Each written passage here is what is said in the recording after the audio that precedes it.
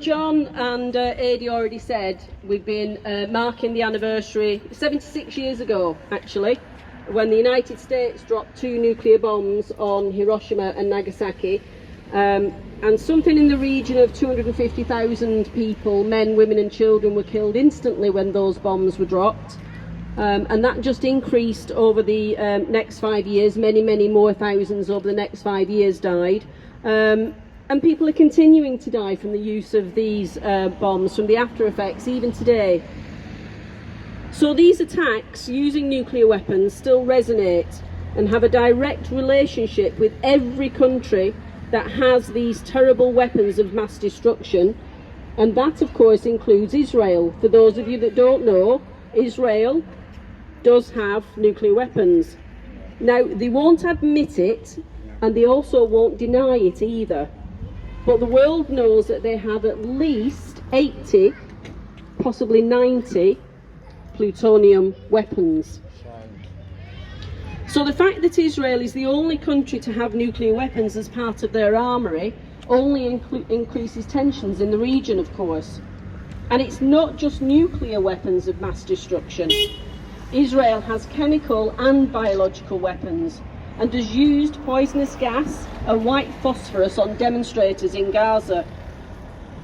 But the IDF said the hospitalisations from the use of these weapons on demonstrators was largely down to anxiety. It was nothing to do with what they'd attacked them with, of course. And this attitude isn't new. Elbit Israel also has a don't ask, don't tell attitude.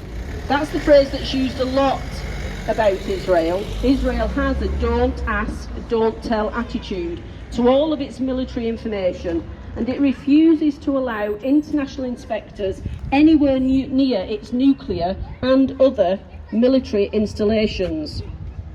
This attitude is also why Elbit doesn't like taking protesters to court, as this would raise far too many questions that they would definitely not like to answer.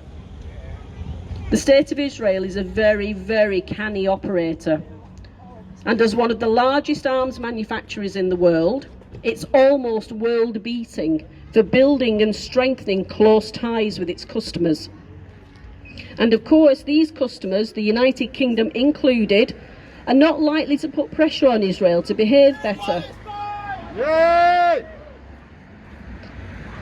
And it's not a coincidence that the Israeli... Excuse me, do me a favour.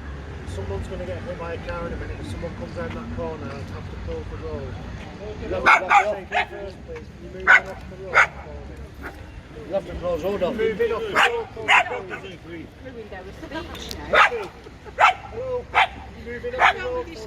Carry on, please, carry on. It's not a coincidence that the Israeli-owned Elbit Arms Company has so many factories in the United Kingdom. It's all part of the joint ventures between the United Kingdom and Israel, which sees Elbit, this factory in Oldham included, working very closely with the Ministry of Defence. So in finishing, the campaign for nuclear disarmament that I've been involved with for many decades, as John said, will continue to call on the United Nations International Atomic Energy Agency to inspect Israel's nuclear facilities. And I'm sure we'd all like all of the other military facilities to be inspected as well. Just as Israel's always asking for other industries, including the nuclear program in Iran, to be inspected and to be closed down. And of course Iran, not Israel, faces attacks and sanctions all of the time because of that. Israel doesn't. We also call on the United Kingdom government to actively support a weapons of mass destruction free zone in the Middle East. And we demand a two-way arms embargo between the UK and Israel. Thank you. A big round of applause for Jackie.